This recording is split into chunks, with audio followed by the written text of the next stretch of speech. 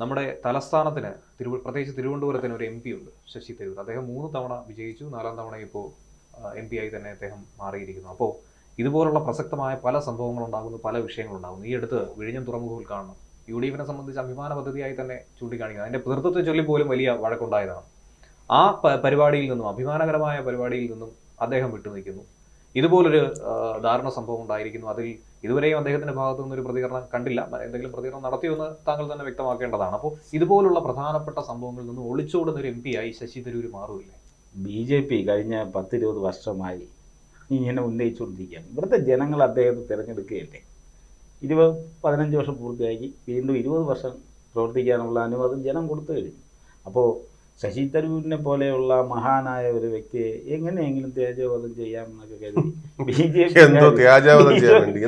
BJP-ക്കാർ പലതും പറയും. ഞാൻ അതിനെയൊന്നും വലിയ ഗൗരവമല്ല. അദ്ദേഹത്തിന് തോൽപ്പിക്കാൻ പറ്റാത്തതിന്റെ അഗാധമായ ദുഃഖത്തിൽ കഴിയുന്ന BJP-ക്കാർ കരഞ്ഞ് അവന്റെ വിഷമം. ഞാൻ ഒരു കാര്യം പറയാം. ഇന്നലെയുമായിട്ട് കോൺഗ്രസിന്റെ മുഴുവൻ നേതാക്കളും വയനാട്ടിൽ സംസ്ഥാന ക്യാമ്പ് നടക്കുകയാണ്.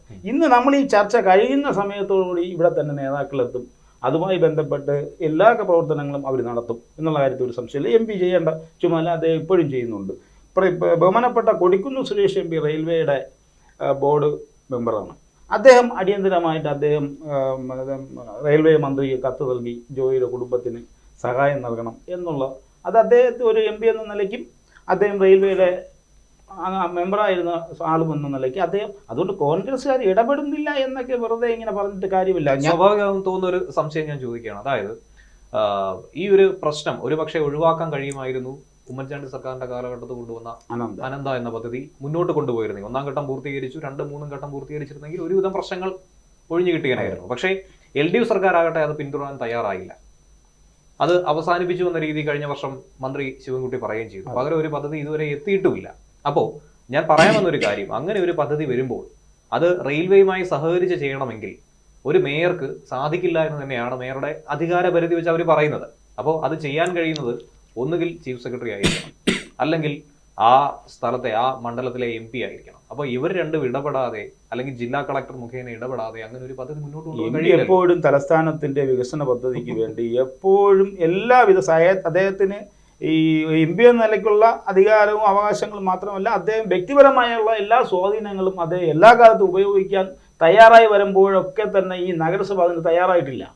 ഇപ്പോൾ തദ്ദേശ സ്വയംഭരണ സ്ഥാപനത്തിന് കഴിയാത്തതാണെങ്കിൽ ഗവൺമെൻറ് ഏറ്റെടുത്ത് ചെയ്യണ്ടേ?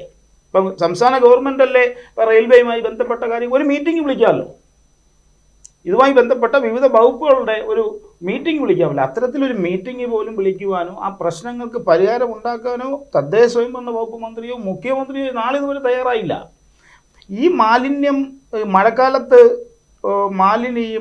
ഓടകൾ നിറഞ്ഞ് ഒഴുകുമ്പോൾ മുമ്പ് ഒരു 3-4 വർഷം മുമ്പ് ഒരാൾ ഒഴുക്കിപ്പെട്ട് മരിച്ചിട്ടുണ്ടായിരുന്നു, ഒരു 7-8 വർഷം മുമ്പ്. അപ്പോൾ എന്തെങ്കിലും ഒരു അപകടം വരുമ്പോൾ മാത്രം ഇതിനെക്കുറിച്ച് സംസാരിക്കുകയും അത് കഴിയുമ്പോൾ ഈ വിഷയം വിട്ട് മറ്റു വിഷയങ്ങളിലേക്ക് പോവുക. ഇതാണ് കാലാകാലങ്ങൾ നടന്നു വരുന്നത്. ശാശ്വതമായ ഒരു പരിഹാരത്തിന് കക്ഷി രാഷ്ട്രീയ വ്യത്യാസമൊന്നും ഇതിനകത്ത് നോക്കാതെ തന്നെ മുഴുവൻ